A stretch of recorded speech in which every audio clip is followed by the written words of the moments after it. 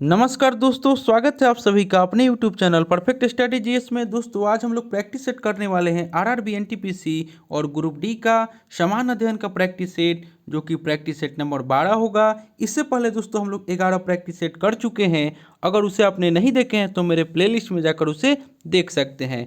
दोस्तों इसमें हम लोग 40 क्वेश्चन का डिस्कशन करने वाले हैं। दोस्तों यह प्रैक्टिस सेट जो हम लेकर आए हैं यह आपको एसके झा सर का बुक से लेकर आए हैं, जिसमें आपको करंट अफेयर, साइंस और प्रीवियस ईयर का जीके जीएस का क्वेश्चन दिया हुआ है। दोस्तों आपसे एक रिक्वेस्ट है कि अभी तक आप हमारे चैनल को सब्सक्राइब नहीं किए हैं तो प्लीज़ इसे सब्सक्राइब कर लें और इसे ज़्यादा से ज़्यादा लाइक करें, दोस्तों में शेयर करें, फेसबुक, व्हाट्सअप, टेलीग्राम के माध्यम से, और बेल आइकन का बटन दबाना ना भूलें, क्योंकि जो भी मैं वीडियो डालूंगा उसका नोटिफिकेशन आपको पहले प्राप्त होगा। और दोस्तों आप कोशिश कीजिएगा कि आप पूरा वीडियो को देखें। चलिए दोस्तों तो स्टार्ट करते हैं आज का प्रैक्टिस सेट। दोस्तों अगर आपको इसका पीडीएफ चाहिए तो डिस्क्रिप्शन में हम टेलीग्राम का लिंक दिए हैं, आप लोग जा करके वहाँ से प्राप्त कर सकते हैं। तो आज का पहला क्वेश्चन हो जाएगा, कह रहा है कि बौद्ध धर्म में बताए गए आचार के नियम डैश और पंचशील सिद्धांत के नाम से जाने जाते हैं। बौद्ध धर्म में बताए गए आचार के नियम डैश और पंचशील सिद्धांत के नाम से जाने जाते हैं। एक का राइट आंसर हो जाएगा ऑप्शन नंबर बी, यानी कि 10 शील मार्ग। बौद्ध धर्म के आचार और पंचशील सिद्धांत को सामूहिक रूप से 10 शील कहा जाता है, जिसमें प्रथम 5 सभी अनुयायियों के लिए एवं 10 जो है वह बौद्ध भिक्षु के लिए था। नेक्स्ट देख लेते हैं। क्वेश्चन नंबर 2 में कह रहा है कि कौन से क्रांतिकारी ने अपने से मौत को गले लगाया था। 2 का राइट आंसर हो जाएगा ऑप्शन नंबर डी, यानी कि चंद्रशेखर आज़ाद ने इलाहाबाद के अल्फ्रेड पार्क में ब्रिटिश पुलिस से मुठभेड़ के दौरान 27 फरवरी 1931 ईस्वी को जब आज़ाद के पास केवल एक गोली शेष बचा तो इन्होंने स्वयं को गोली मार लिया। नेक्स्ट क्वेश्चन देख लेते हैं। क्वेश्चन नंबर 3 में आपको कह रहा है कि भारतीय संविधान में वर्णित मौलिक अधिकारों में निम्नलिखित में से कौन सा मौलिक अधिकार शामिल नहीं है।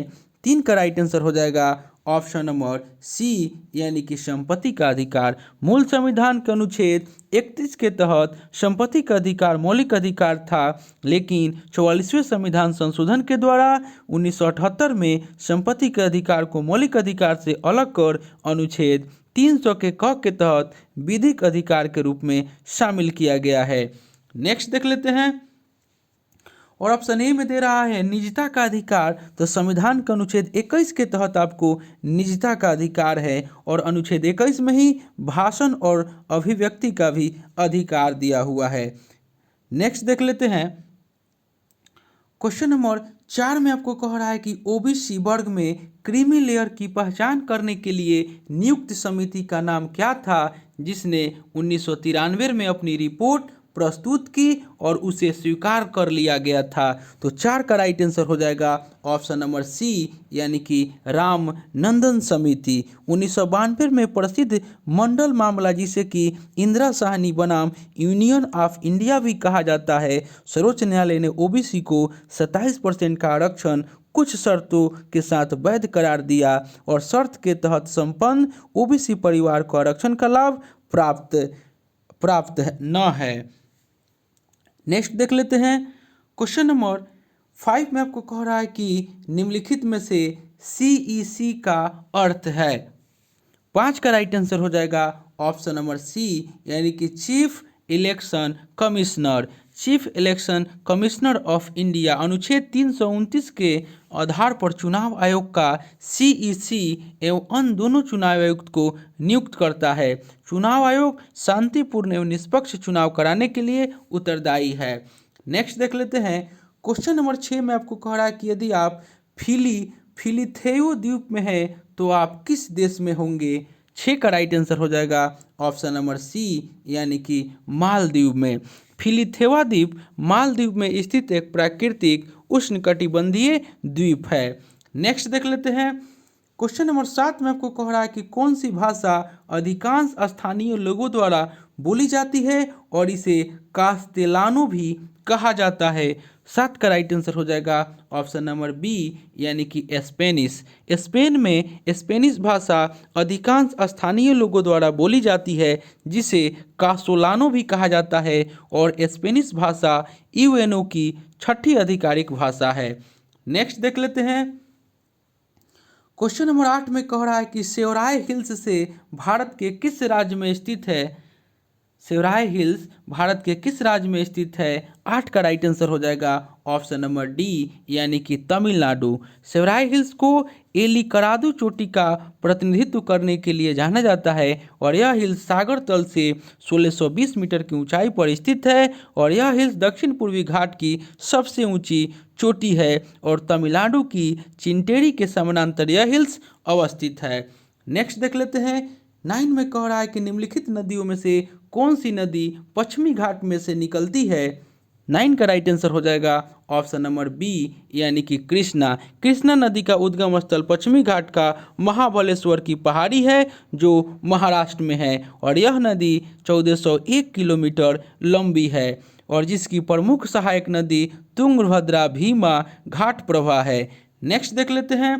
क्वेश्चन नंबर 10 में आपको कह रहा है कि केसर का उत्पादन बड़े पैमाने पर कहाँ किया जाता है। तो 10 का राइट आंसर हो जाएगा ऑप्शन नंबर सी यानी कि जम्मू कश्मीर। भारत में केसर का मुख्य उत्पादक राज्य जम्मू कश्मीर है, और सभी कृषि उत्पादक में केसर सबसे कीमती उत्पाद है, और गुजरात मूंगफली के उत्पादन में प्रथम है, और रबड़ जो है वह आपको केरल में, और गरम मसाला काजू के उत्पादन में आपको प्रथम है केरल। नेक्स्ट देख लेते हैं।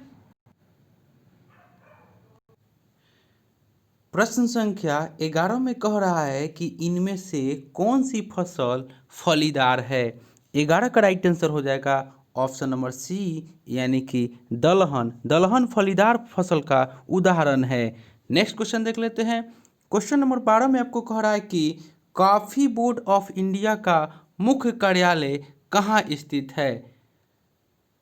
12 में कह रहा है कि कॉफी बोर्ड ऑफ इंडिया का मुख्य कार्यालय कहाँ स्थित है। 12 का राइट आंसर हो जाएगा ऑप्शन नंबर बी, यह बेंगलुरु में स्थित है। कॉफी बोर्ड ऑफ इंडिया की स्थापना 1942 में हुआ, और कर्नाटक का बेंगलुरु में स्थित है।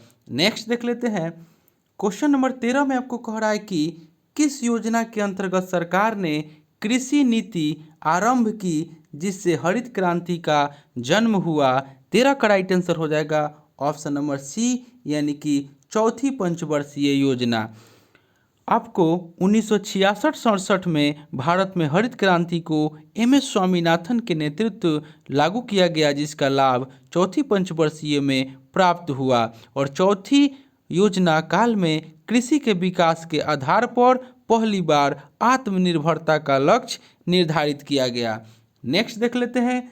क्वेश्चन नंबर 14 में कह रहा है कि नेशनल सिक्योरिटी डिपोजिटरी लिमिटेड यानी कि NSDL किससे संबंधित है। 14 का राइट आंसर हो जाएगा ऑप्शन नंबर बी, यह आपको GDR से संबंधित है। NSDL यानी कि राष्ट्रीय प्रतिभूति निक्षेपागार लिमिटेड, यह भारत में पहली और सबसे बड़ी केंद्रीय प्रतिभूतियाँ है, और इसकी स्थापना प्रमुख रूप से प्रतिभूतियों के कागज आधारित निपटान जैसे खराब वितरण और शीर्षक के हस्तांतरण में देरी से जुड़ी समस्याओं को हल करने के लिए की गई थी। नेक्स्ट देख लेते हैं। क्वेश्चन नंबर 15 में कह रहा है कि मुखौटा नृत्य किस राज्य का लोक नृत्य है। 15 का राइट आंसर हो जाएगा ऑप्शन नंबर ए, यह आपको अरुणाचल प्रदेश का लोक नृत्य है। नेक्स्ट देख लेते हैं। क्वेश्चन नंबर 16 में कह रहा है कि डैश पृथ्वी से लेकर सूर्य तक की अनुमानित दूरी की लंबाई की यूनिट है। 16 का राइट आंसर हो जाएगा ऑप्शन नंबर बी यानी कि एस्ट्रोनॉमिकल यूनिट। एस्ट्रोनॉमिकल यूनिट यानी कि खगोलीय इकाई पृथ्वी से लेकर सूर्य तक की अनुमानित दूरी की लंबाई की यूनिट है, और एक एस्ट्रोनॉमिकल यूनिट बराबर 1.495 गुने 10 के पावर 11 मीटर होता है। नेक्स्ट देख लेते हैं। क्वेश्चन नंबर 17 में कह रहा है कि एक अचल स्थिति से शुरू करके सोनी साइकिल द्वारा 30 सेकेंड में 60 मीटर प्रति सेकेंड के पावर -1 गति पकड़ती है तो साइकिल के त्वरण की गणना करें। 17 का राइट आंसर हो जाएगा ऑप्शन नंबर बी, यानी कि 2 मीटर सेकेंड के पावर -2 हो जाएगा, यानी कि ऑप्शन बी राइट आंसर हो जाएगा। यानी कि प्रारंभिक वेग बराबर 0, अंतिम वेग बराबर 60 और समय बराबर 30 सेकेंड हो जाएगा। तो त्वरण बराबर होता है वेग परिवर्तन बटा समय, यानी कि त्वरण बराबर अंतिम वेग माइनस प्रारंभिक वेग बटा समय। तो इससे आपको निकालिएगा तो आपका आंसर आ जाएगा 2 मीटर सेकेंड के पावर -2। नेक्स्ट देख लेते हैं क्वेश्चन नंबर 18 में कह रहा है कि यदि कोई वस्तु तैरती है तो वस्तु पर जल द्वारा लगाया जाने वाला उत्क्षेप बल डैश होगा। 18 का राइट आंसर हो जाएगा ऑप्शन नंबर सी, यानी कि वस्तु के भार के बराबर। यदि कोई वस्तु तैरती है तो वस्तु पर जल द्वारा लगाए जाने वाला उत्क्षेप बल वस्तु के भार के बराबर होगा। नेक्स्ट देख लेते हैं क्वेश्चन नंबर 19 में कह रहा है कि निम्न में से कौन सी एक सतहीय घटना है। 19 का राइट आंसर हो जाएगा ऑप्शन नंबर सी, यानी कि वाष्पीकरण जो है आपका सतहीय घटना है। नेक्स्ट देख लेते हैं क्वेश्चन नंबर 20 में कह रहा है कि हमें घास का रंग हरा दिखाई देता है क्योंकि 20 का राइट आंसर हो जाएगा ऑप्शन नंबर ए, क्योंकि यह हरे रंग के प्रकाश को वापस हमारी आंखों पर परिवर्तित करती है। नेक्स्ट देख लेते हैं क्वेश्चन नंबर 21 में कह रहा है कि सिलाई मशीन के निरूपित किस्म के आविष्कार के लिए प्रथम अमेरिकी पेटेंट किसे प्रदान किया गया। 21 का राइट आंसर हो जाएगा ऑप्शन नंबर ए, यानी कि एलायस होबे। यानी कि एलायस होबे एक अमेरिकी व्यवसायी थे जिन्हें सन 1846 ईस्वी में सिलाई मशीन के लॉकचिट डिजाइन के लिए पहले अमेरिकी पेटेंट पुरस्कार से नवाजा गया था। नेक्स्ट देख लेते हैं 22 में कह रहा है कि कार्बन का परमाणु द्रव्यमान 12 है और कार्बन के 24 ग्राम में अणुओं की संख्या होगी। 22 का राइट आंसर हो जाएगा ऑप्शन नंबर ए, यानी कि 2। नेक्स्ट क्वेश्चन देख लेते हैं क्वेश्चन नंबर 23 में कह रहा है कि किसी परमाणु के कक्ष में समायोजित किए जा सकने वाले इलेक्ट्रॉनों की अधिकतम संख्या को किस सूत्र के द्वारा दर्शाया जाता है। तो 23 का राइट आंसर हो जाएगा ऑप्शन नंबर डी, यानी कि 2n के पावर 2 हो जाएगा। यानी कि किसी परमाणु के कक्ष में समायोजित किए जा सकने वाले इलेक्ट्रॉनों की अधिकतम संख्या को किस सूत्र द्वारा दर्शाया जाता है। तो 2n के पावर 2 के द्वारा दर्शाया जाता है, जहां आपको n जो है वो आपको कक्षा की संख्या है।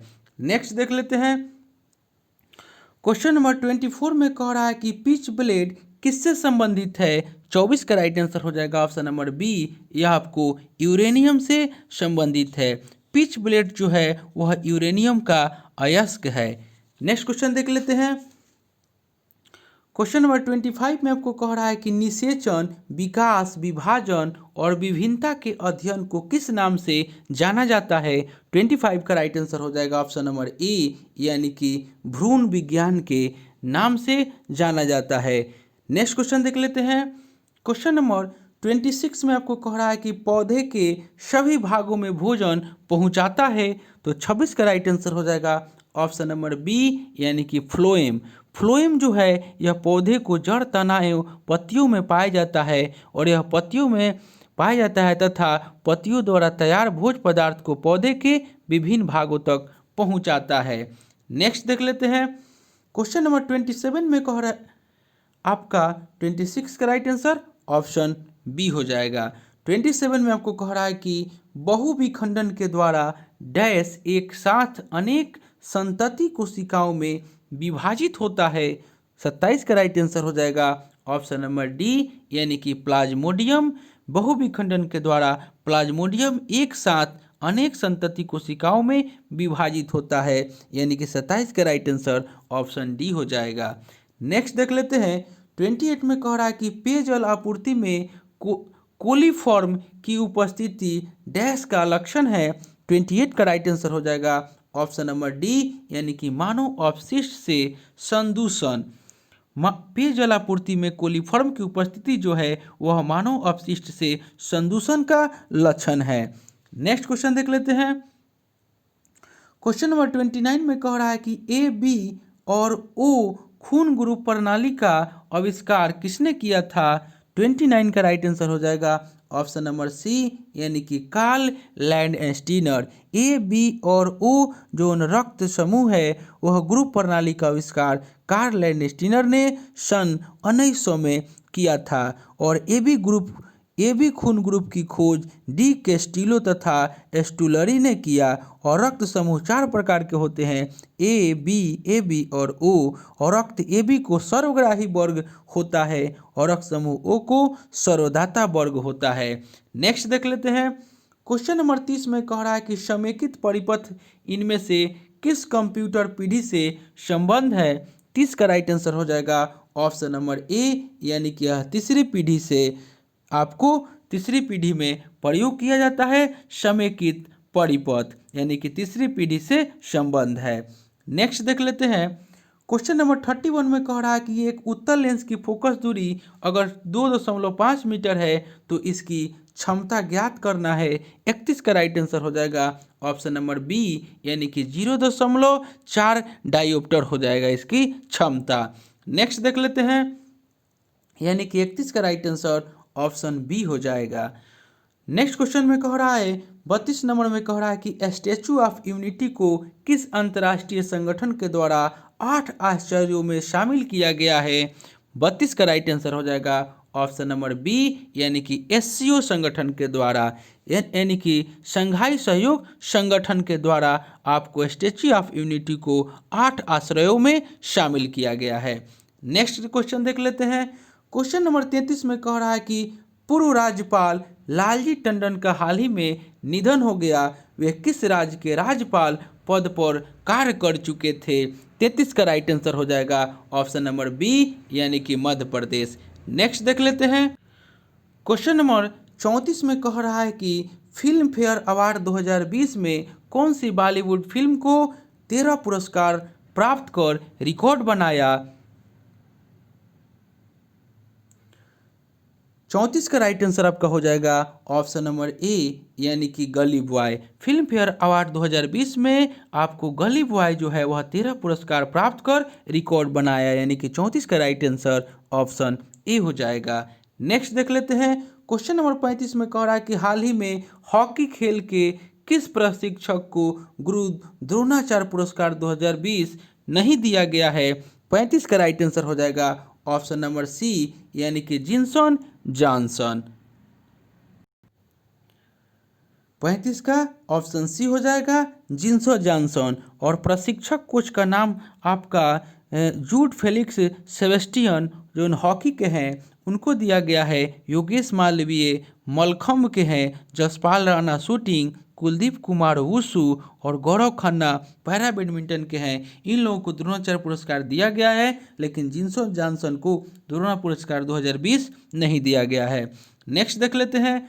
क्वेश्चन नंबर 36 में कह रहा है कि भारत में उद्यमिता नामक पुस्तक की रचना किसके द्वारा की गई। 36 का राइट आंसर हो जाएगा option number D Kalraj Mishra के द्वारा की गई। हाल ही में भारतीय प्रधानमंत्री नरेंद्र मोदी द्वारा भारत में उद्यमिता नामक पुस्तक का विमोचन किया गया है और यह पुस्तक राजस्थान के वर्तमान राज्यपाल कलराज मिश्र के द्वारा लिखित है जिसमें भारतीय औद्योगिक विकास के चरणों का उल्लेख किया गया है। नेक्स्ट देख लेते हैं। क्वेश्चन नंबर 37 में आपको कह रहा है कि हाल ही में गप्पू भैया नामक कार्टून कैरेक्टर का किस मंत्रालय के द्वारा लॉन्च किया गया है। हाल ही में गप्पू भैया नामक कार्टून कैरेक्टर किस मंत्रालय के द्वारा लॉन्च किया गया है। तो 37 का राइट आंसर हो जाएगा ऑप्शन नंबर बी यह आपको रेल मंत्रालय के द्वारा लॉन्च किया गया है। हाल ही में रेलवे द्वारा यात्रियों को सुरक्षित सफर के उपाय बताने हेतु गप्पू भैया नामक कार्टून कैरेक्टर लॉन्च किया गया है। नेक्स्ट क्वेश्चन देख लेते हैं। अच्छा इसके बारे में कुछ और जान लेते हैं। रेलवे बोर्ड द्वारा उत्तरी मध्य रेलवे द्वारा लॉन्च कार्टून कैरेक्टर सीरीज को प्रमुख रेलवे स्टेशनों पर प्रसारित करने का निश्चय किया गया है यानी कि यह आपको उत्तरी मध्य रेलवे के द्वारा यह लॉन्च किया गया है। नेक्स्ट देख लेते हैं यानी कि 37 का right answer option B rail मंत्रालय। क्वेश्चन नंबर 38 में आपको कह रहा है कि भारत का प्रस्तावित गगनयान मिशन किस वर्ष प्रक्षेपित किया जाना है? तो 38 का राइट आंसर हो जाएगा ऑप्शन नंबर बी, यानी कि वर्ष 2022 से। हाल ही में भारतीय अंतरिक्ष एजेंसी इसरो द्वारा मानव मिशन गगनयान 2022 के लिए भारतीय वायुसेना के 4 पायलटों का चयन किया गया है और इस मिशन के लिए भारत द्वारा रूस तथा फ्रांस के साथ समझौता किया गया है और गगनयान मिशन के लिए 10,000 करोड़ रुपए की व्यय राशि आवंटित की गई है। नेक्स्ट देख लेते हैं। क्वेश्चन नंबर 39 में आपको कह रहा है कि हाल ही में जारी ग्लोबल पीस इंडेक्स 2020 में भारत का कौन सा स्थान है? 39 का राइट आंसर हो जाएगा ऑप्शन नंबर बी, यानी कि 139वां स्थान है। नेक्स्ट देख लेते हैं। नेक्स्ट और अंतिम क्वेश्चन हो जाएगा आज का। कह रहा है कि प्रधानमंत्री नरेंद्र मोदी के मंत्रिमंडल से किस मंत्री ने 17 सितंबर 2020 को अपना इस्तीफा दे दिया? 40 का राइट आंसर हो जाएगा ऑप्शन नंबर डी, यानी कि हरसिमरत कौर बादल। वर्तमान में केंद्र सरकार द्वारा पारित 3 अध्यादेशों के विरोध में केंद्रीय मंत्री हरसिमरत कौर ने मंत्रिमंडल से इस्तीफा दे दिया है। तो दोस्तों, यह प्रैक्टिस सेट जो लेकर आए थे, यह आपको आरआरबी एनटीपीसी और ग्रुप डी का प्रैक्टिस सेट नंबर 12 था। इससे पहले दोस्तों हम 11 प्रैक्टिस सेट करा चुके हैं। अगर उसे आपने नहीं देखे हैं तो मेरे प्लेलिस्ट में जाकर उसे देख सकते हैं। दोस्तों, यह जो प्रैक्टिस सेट हम करा रहे हैं, अभी वर्तमान में जो एग्जाम हो रहा है, आप उसको क्वेश्चन को देखिएगा और इस क्वेश्चन को देखिएगा। सेम आपको सिलेबस के अनुसार ही आपका ये प्रैक्टिस सेट दिया हुआ है। दोस्तों, आपसे एक रिक्वेस्ट है कि अभी तक आप हमारे चैनल को सब्सक्राइब नहीं किए हैं तो प्लीज़ इसे सब्सक्राइब कर लें और इसे ज़्यादा से ज़्यादा लाइक करें, दोस्तों में शेयर करें, फेसबुक, व्हाट्सएप, टेलीग्राम के माध्यम से, और बेल आइकन का बटन दबाना ना भूलें, क्योंकि जो भी मैं वीडियो डालूंगा उसका नोटिफिकेशन आपको पहले प्राप्त होगा। तो दोस्तों, अगर आपको इसका PDF चाहिए तो डिस्क्रिप्शन में हम टेलीग्राम का लिंक दे दिए हैं, आप लोग जाकर के वहाँ से प्राप्त कर सकते हैं। तो चलिए दोस्तों, मिलते हैं नेक्स्ट वीडियो में, तब तक के लिए धन्यवाद।